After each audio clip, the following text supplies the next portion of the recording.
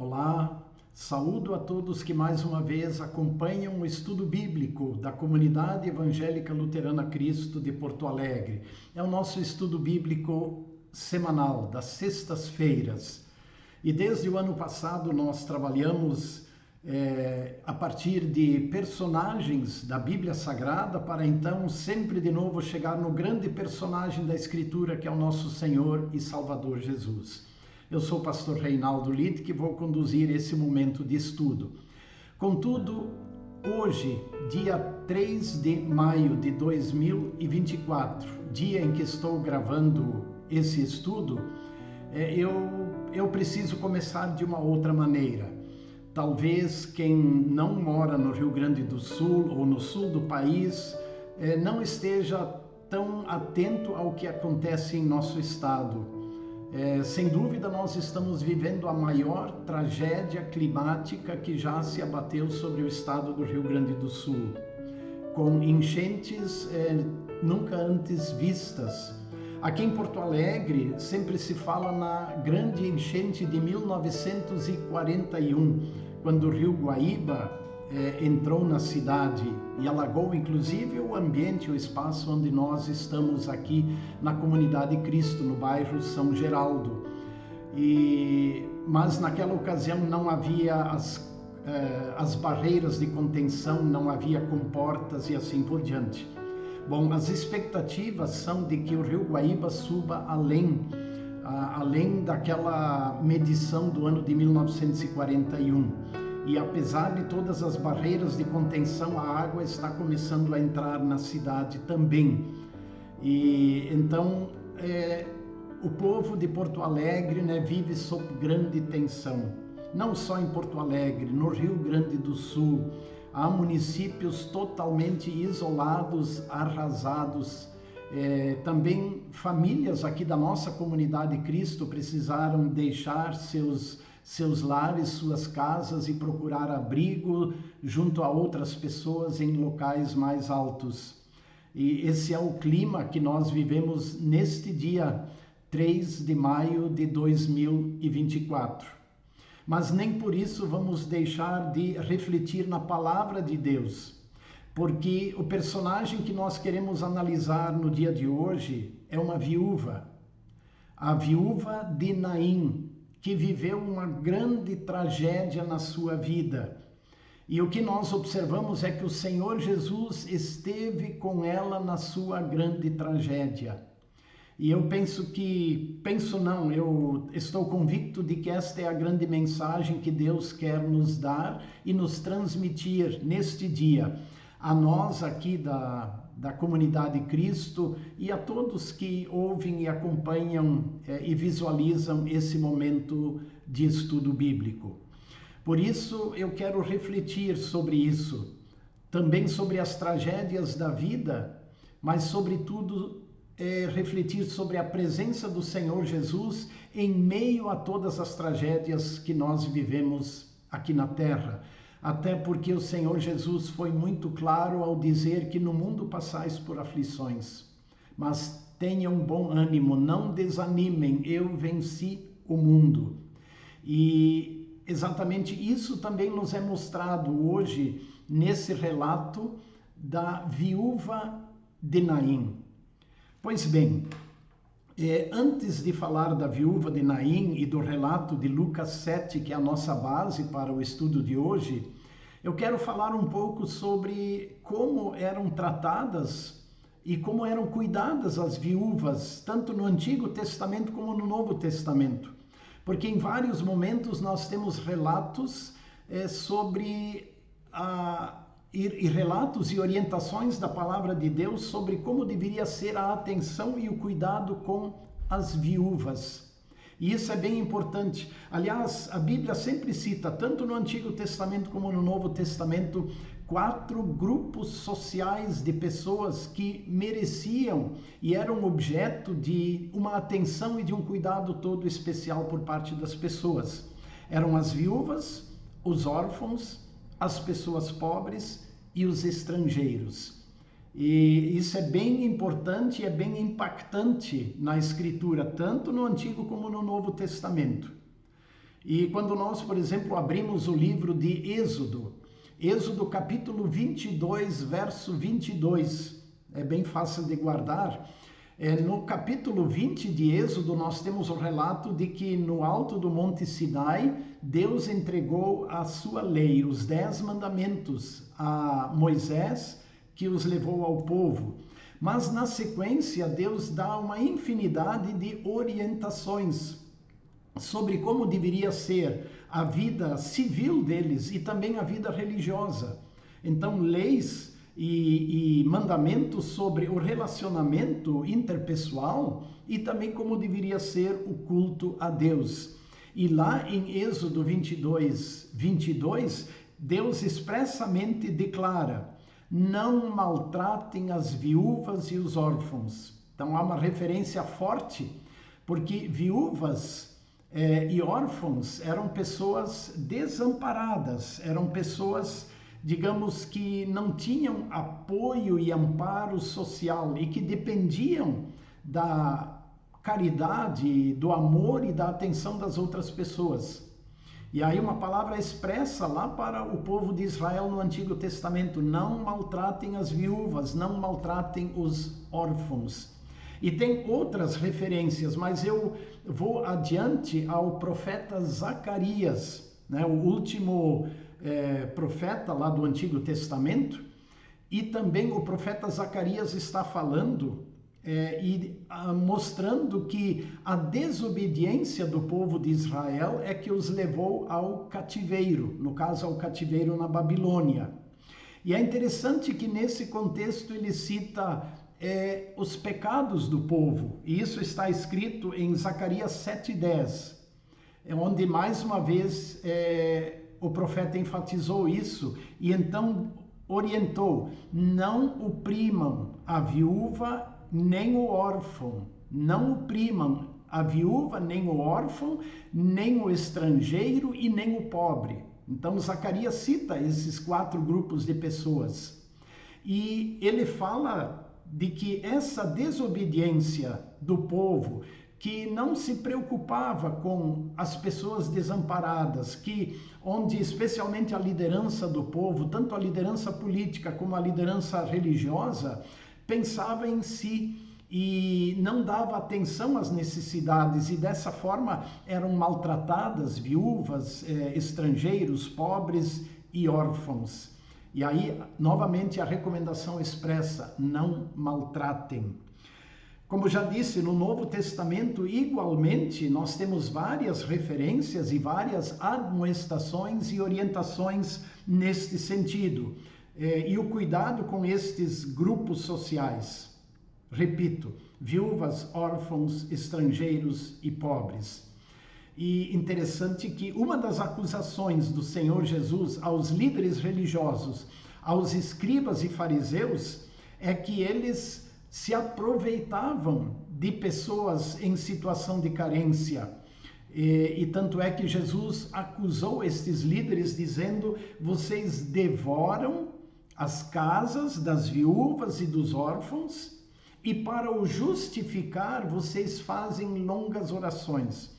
Uma acusação muito dura à liderança religiosa de Israel, que não dava a devida atenção e não tinha o devido cuidado para com as viúvas, órfãos e demais pessoas necessitadas.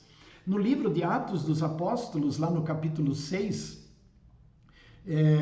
na medida que a igreja crescia e também as necessidades das pessoas cresciam muito, também nesse contexto, Lucas relata, capítulo 6 de Atos, verso 1, de que havia muitas reclamações dos não-judeus, né, dos helenistas, que acusavam os judeus dizendo que as viúvas deles estavam sendo esquecidas na distribuição diária. Então havia distribuição de mantimentos e de ajuda, e pelo que podemos observar, isso acontecia diariamente, e houve a reclamação, né, destes que não eram judeus, que reclamavam dizendo que as viúvas deles estavam sendo esquecidas. Mais uma vez mencionadas as viúvas. Logo em seguida, então, vem aquela atitude dos apóstolos que organizam o trabalho e escolhem os 7 diáconos para que eles especialmente se preocupassem no atendimento às pessoas necessitadas. O mesmo evangelista Lucas, né, no seu evangelho, capítulo 11, ele relata a oferta da viúva pobre. Quando ele coloca, então, uma viúva pobre, desamparada, como modelo de amor a Deus e de amor ao próximo, porque ela demonstra o seu amor a Deus e traz a sua oferta a Deus, mas esta era uma oferta destinada também para ajudar os pobres. Então, até uma viúva, de certa forma desamparada, ela é colocada por Jesus como alguém que, um exemplo de amor a Deus e também de amor ao próximo. E eu cito ainda mais uma outra palavra de Tiago, na sua epístola, Tiago, capítulo 1, verso 27, é o 27 sim. Tiago lembra assim, de que a verdadeira religião, né, a verdadeira religião é visitar os órfãos e as viúvas e atendê-los em suas necessidades.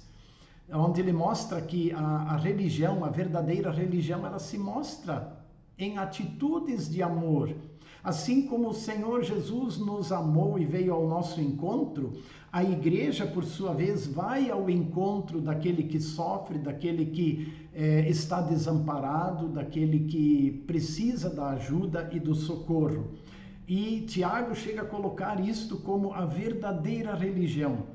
Ou seja, a fé cristã ela não é vivida apenas em templos onde se adora e ouve a palavra do Senhor, mas a verdadeira religião ela é vivida no dia a dia em atitudes para com as pessoas mais necessitadas. Uma vez tendo colocado isso, eu quero agora ler o relato da viúva de Naim.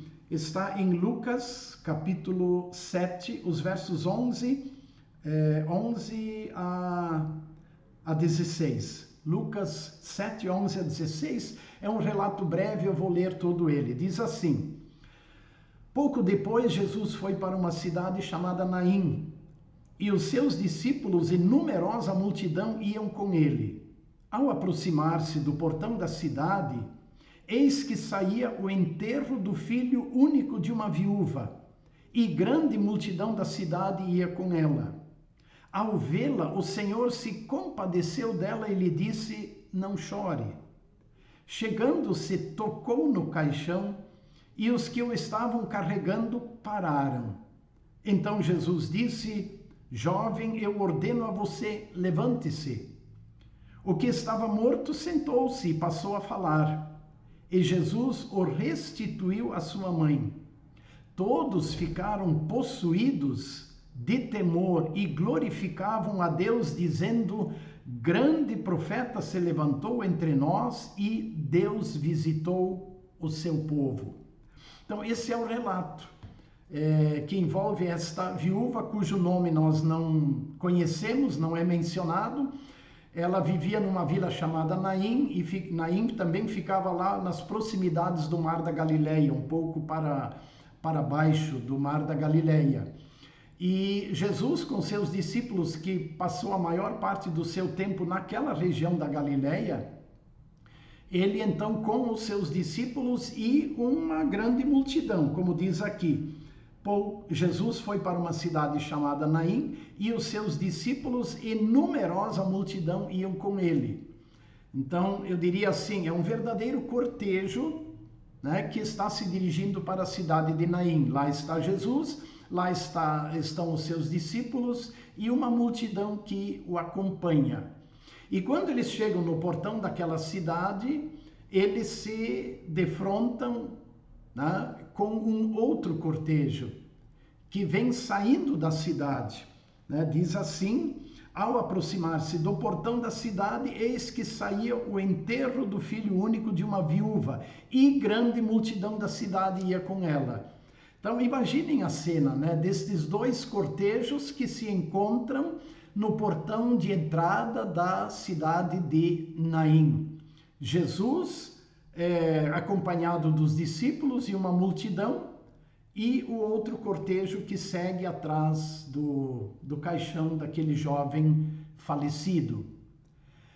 E uma mãe desesperada, que além de viúva, ela já não tinha o seu marido, ela acabou de perder seu único filho.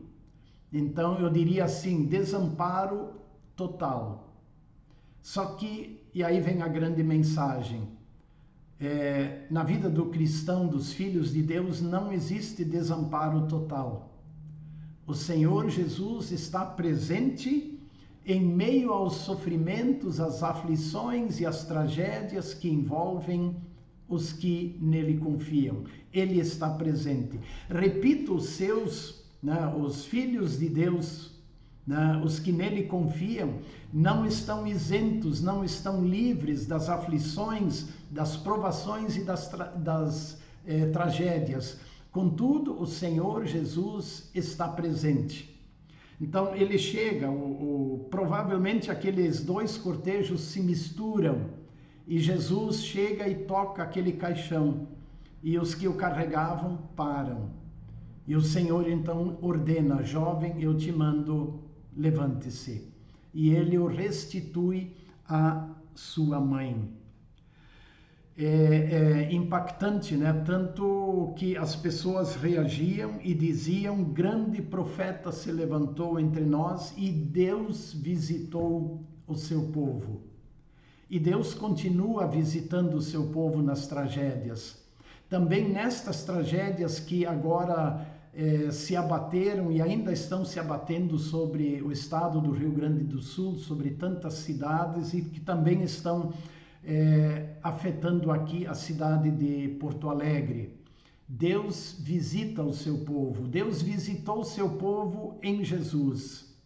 E Deus continua visitando o seu povo pela sua palavra, ele continua falando ao coração aquilo que ele disse para aquela mãe: não chore, né? Como que dizendo: eu estou aqui, não chore, confia em mim, confia em mim.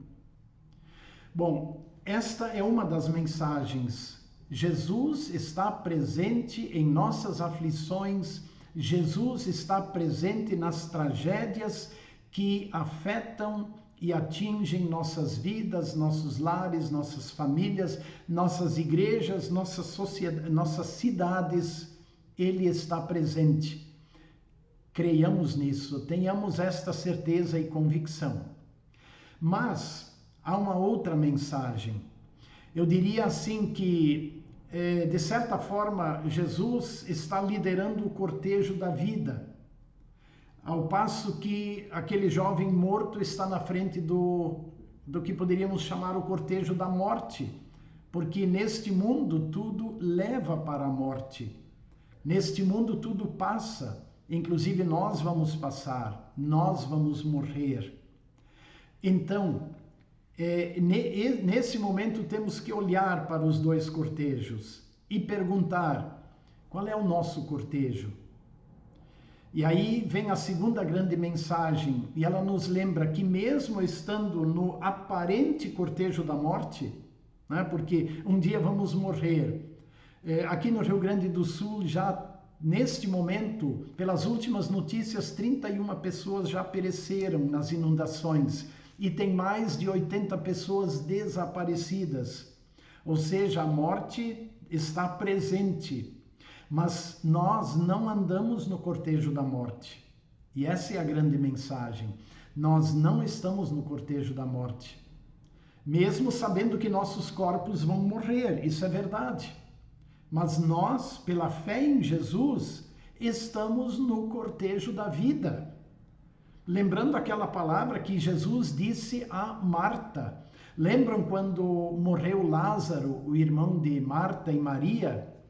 E quando Marta chorava a morte do seu irmão, Jesus disse para ela: Marta, eu sou a ressurreição e a vida. Quem crê em mim, ainda que morra, viverá. E todo que vive e crê em mim não morrerá eternamente. E aí o Senhor Jesus fez uma pergunta assim decisiva para Marta: crês isto? Você acredita nisso, Marta? Então, mesmo vivendo num contexto onde, digamos, muitas coisas ou levam para a morte, onde nós convivemos com a morte dia a dia, e quando as tragédias especialmente nos assustam, nos deixam angustiados, precisamos lembrar que apesar da morte, nós não estamos no cortejo da morte, nós estamos no cortejo da vida. Porque aquele que morreu em nosso lugar, aquele que pagou pelos nossos pecados e culpas, aquele que ressuscitou ao terceiro dia, ele garantiu: eu sou a ressurreição e a vida. Quem crê em mim, ainda que morra, viverá. E todo que vive e crê em mim não vai morrer eternamente, mas vai viver. E aí a pergunta direta e objetiva: você crê isto? Você acredita nisso? Essa pergunta também é dirigida a cada um de nós. Na nossa confissão de fé, no credo apostólico, lá na terceira parte, ligado ao Espírito Santo, nós sempre dizemos: eu creio no Espírito Santo, eu creio na remissão, no perdão dos pecados. Eu creio na ressurreição do corpo, né? Na ressurreição da carne. E eu creio na vida eterna. Então, observem, né, como é importante e significativa esta confissão que nós sempre fazemos. E nesta certeza nós vivemos. E desde já, mesmo ainda num contexto de tragédias, de aflição e de morte, nós podemos dizer: estamos no cortejo de Jesus, que é o cortejo da vida, é o cortejo daquele que venceu a morte e que nos garante vida e vida plena. Por isso eu encerro esse estudo bíblico hoje de uma maneira um pouco mais breve, rogando que Deus, em sua grande misericórdia, né, olhe para nossas aflições e para nossas tragédias, e que Ele chegue perto de nós. Esta é a súplica. Senhor, chega perto de nós, assim como chegaste perto daquela viúva que acabara ou estava se preparando para sepultar seu único filho. Assim como chegaste para ela dizendo: não chore. Eu te peço, Senhor Jesus, Salvador amado, chega perto das milhares de pessoas que sofrem neste momento de tragédias aqui no nosso estado, e é uma tragédia que também está se dirigindo lentamente para Santa Catarina. Chegue perto destas pessoas, Senhor, através da tua igreja, dizendo: não chorem, não chore. E aí eu concluo chamando a atenção para a nossa responsabilidade como cristãos e como igreja. Se Deus nos deixa aqui como cristãos e como igreja, é exatamente para nós chegarmos perto das pessoas e dizer a elas, ser a voz de Jesus para elas e dizer: não chorem, vocês não estão sozinhos. Mas então também demonstrar em atitudes de amor que essas pessoas não estão sozinhas. É o que procuramos fazer, estamos nos mobilizando em nossa comunidade, como tantas outras estão se mobilizando, para que também por nosso intermédio chegue a ajuda para as pessoas, mas chegue também esta mensagem de que, como filhos e filhas de Deus que confiam no Salvador Jesus, nós estamos no cortejo da vida. Perdão, nós temos esperança e temos a certeza e alegria de poder dizer: Senhor, eu creio que Tu és a vida e que mesmo um dia venhamos a morrer, nós viveremos. Um grande abraço a todos, que a paz do Senhor Jesus esteja sobre todos e que o Senhor seja este socorro bem presente nas tribulações, conforme as palavras do Salmo 46, onde o salmista diz: ainda que a terra se transtorne, ainda que as águas tumultuem e espumejem, Deus é o nosso refúgio e fortaleza, socorro bem presente nas tribulações. Um grande abraço e a paz de Cristo a todos.